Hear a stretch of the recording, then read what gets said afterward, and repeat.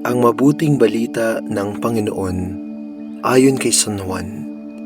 Bisperas na ng Paskwa, mahal niya ang kanyang mga tagasunod na nasa sanlibutan at ngayoy ipapakita niya kung hanggang saan ang kanyang pag-ibig sa kanila. Kaya't nang sila'y naghahapunan, tumindig si Jesus, naghubad ng kanyang panlabas na kasuotan at nagbigkis ng tuwalya. Pagkatapos, nagbuhos siya ng tubig sa palanggana at sinimulang hugasan ang paa ng mga alagad at punasan ng tuwalyang nakabigkis sa kanya. Paglapit niya kay Simon Pedro, tumutol ito.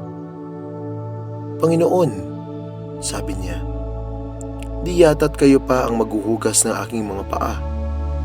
Sumagot si Jesus, "Hindi mo nauunawaan ngayon ang ginagawa ko, ngunit mauunawaan mo rin pagkatapos." Sinabi sa kanya ni Pedro, "Hinding-hindi ko po paghuhugasan sa inyo ang aking mga paa. Kung hindi kita huhugasan, wala kang kaugnayan sa akin," tugon ni Jesus. Nang mahugasan na ni Jesus ang kanilang mga paa, siya'y nagsuot ng damit at nagbalik sa hapag. "Naunawaan ba ninyo kung ano ang ginawa ko sa inyo?" tanong niya sa kanila. "Kung akong Panginoon ninyo at Guro ay naghugas ng inyong mga paa, dapat din kayong maghugasan ng paa. Binigyan ko kayo ng halimbawa at ito'y dapat niyong tularan." Ang mabuting balita ng Panginoon. Pinupuri ka namin, Panginoong Hesukristo. Hindi kita huhugasan, wala kang kaugnayan sa akin. Simbolo ng paglilingkod ang paghuhugas ng paa. Kalimitan, sa mga tahanan ng mayayamang Hudyo, ang mga alipin ang nagsasagawa nito sa mga bisita.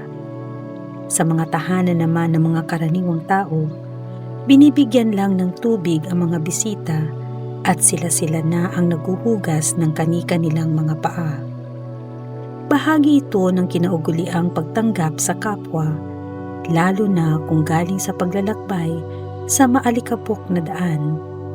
Nang hugasan ni Jesus ang paa ng kanyang mga alagad, ipinakita niya ang tunay na kahulugan ng paglilingkod, ang pagtanggap at pagdadalisay sa lahat kahit sa paraang lubhang mababa sa mata ng lipunan. Konektado ito sa gagawing pag-aalay ni Jesus para sa lahat. Gagampanan niya sa kanyang pagdurusa at kamatayan ang paglilingkod mula sa posisyon ng kinasusuklamang bahagi ng lipunan ng mga kriminal. Kaugnay ng paglilingkod ang kababaang loob.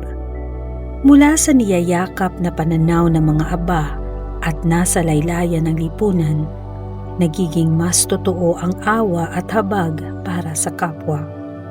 Samantala, hungkag ang paglilingkod mula sa posisyon ng lakas at yaman. Hindi sila nakapapasok sa tunay na kalagayan ng mga aba.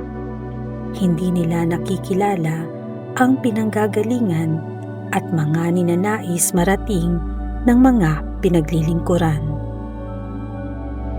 Walang tunay na paglilingkod ang nanggagaling mula sa posisyon ng lakas. Sa pakikiisa sa mga nangangailangan, umuusbong ang tunay na paglilingkod sa ngalan ni Kristo.